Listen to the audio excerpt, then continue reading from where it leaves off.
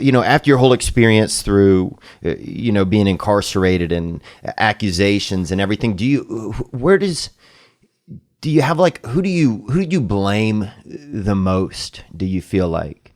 Oh, I think you might be surprised that, as much as like the blame game was happening at me, I don't really think of it in terms of blame. I don't. I had a long time to like sit in my cell and wonder why this was happening to me. And that's still a question that bothers me. Like, just why me? Why me of all people in the world to have this happen to them? Why? And I don't have a sufficient answer for that, but I don't think that it's a specific person that I feel the need to blame. I think human beings fail to see each other all the time, every day, and it's not like it's someone's fault. I'm trying to one thing that I'm doing right now is I'm trying to reach out to my prosecutor because, the easy and automatic response to any of these situations is to be like, fuck that guy. He's a bad dude and he did something bad to me. Right. But I've never found that to be a very satisfactory answer to why. It doesn't answer my why question. Right. Yeah. It gives you like kind of a cane a little bit, but it doesn't really give you like a real place to stand, kind of. Yeah, and I don't know if it's just my disposition, but I don't lashing out does not feel doesn't satisfy me in any way possible. I think I remember one time wanting to punch a pillow once, and I was just like, oh, and it was for some stupid thing, maybe traffic or something, and I was like, oh, that's what everyone's feeling all the time, wanting to punch something. Now I know what that feels like. Wow. So I don't know. Was there but I guess I mean also in a sense of was there a group that, and not even a specific group or person, but was it more the country? Was it more the the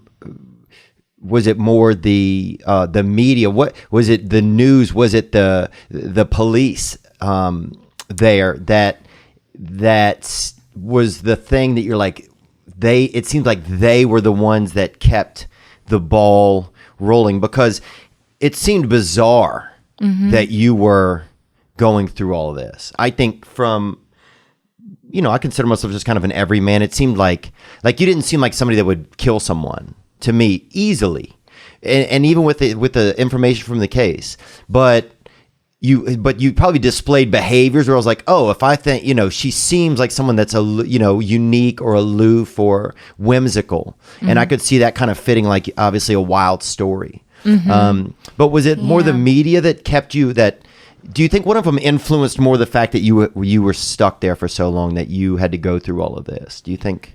I think that it's like everything. It's a lot more complicated than it would be nice if it were, because it's a combination of factors.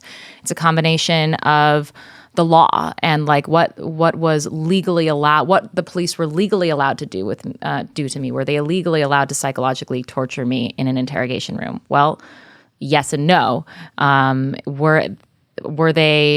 Are they human beings, and is their instinct to feel confirmation bias and to only see what they want to see and sort of ignore or disregard things that don't go with their prejudice? These are all factors that came into play, and I can't just pinpoint one reason why it happened.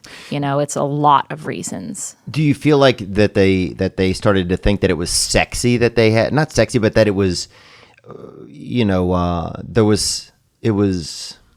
I think sex played a role, but again, not just for one person, because there's the journalist who goes, here's this here are two fresh-faced young women, and now it's sex on girl-on-girl crime, and that's sexy. And then on the other hand, there's some police officers or prosecutors who are looking at a crime scene and looking at a body and seeing that there were signs of sexual violence. And so getting this like sexuality in their head and coming from a different culture and a different time than I was, and having prejudgments about my own sexuality or the way that my sexuality even appeared to them, because they didn't even really know what kind of sexual person I was. They just kind of assumed things based on the fact that I was an American girl. Right. And so there's a lot of that goes into play. Do you think that the police there started to kind of get off on the attention that they were getting at a certain point and played into their own, like, almost like they would keep up the narrative and not veer off and not even want to veer off because it almost romanticized their position? That's what I'm trying to say. I think it probably had more to do with them wanting to protect or, they wanted to maintain that they were professionals with integrity. And when their humanity came into play, when their prejudices came into play, when they made mistakes, like many of us, admitting that they had made that mistake, like they can say, like, there's this cognitive dissonance where they can say, I'm a professional and I'm acting with integrity, and in a certain moment, for some people, like, they get on the defensive and they say that therefore I cannot make a mistake. Like, how can you point to me and say, like, I'm a professional with an integrity? How can you tell me that I made a mistake? And it's like, well, I'm sorry, you made a mistake. Right. And it's okay. You made one. It's not, yeah. But like, it became an issue. Then it became the blame game. Like, very quickly it became, well, whose fault is, like, this is a fucked up situation. Whose fault it is? Like, whose fault is it? And under what light can we cast, like, how fucked up the situation is? Because we start with this death of a young woman. Yeah. And there's no escaping that this is a tragedy. And this is the story of young women throughout history being targeted and abused and murdered because women have really taken some L's over the decades. They have. And so we start with that. And then it becomes a tragedy on top of a tragedy on top of a tragedy, and how the focus gets turned from one thing to another. Could you see how they transposed that, or did you think that it was mostly just malicious? I mean, I think that most of it was something that people were projecting onto me, and I was a convenient canvas for that. Because nobody knew who I was, right? Like, I was a nobody. And so that meant that I could be an anybody. And then once people decided what that person was, like, having that be corrected, like, yes, you see me right now. This is how I am. And I honestly feel like a lot of the negative things that people have felt about me have been a projection of some kind of like nightmarish imagination that they've just projected onto me. Because again, it's like a confirmation bias. You see what you want to see. And if you want to see, like, someone could look at me right now and say, oh, I'm sitting here, I'm daring to sit here, like, talking to someone as if, like, I am not a fucking murderer, and like me, I'm just constant, like, just my very, like, a lot of people feel that my very existence is an affront to Meredith's memory, and that, like, the very fact that people even know my name and know that I exist is an offense that I am committing against Meredith's family. And so, like, when my own just existence is a problem, like, anything can be a problem. Right. So. Oh, it must be is it sometimes a battle to get going every day in some ways? Like, is it like, or does some days it just you kind of have moments where it just, you forget that, not forget, but. I never forget. I don't think I'll ever forget. But my life is not just what other people think of me. Yeah. In fact, the majority of my life is not that. The majority of my life is who I love and what work I'm doing because I love the work that I'm doing.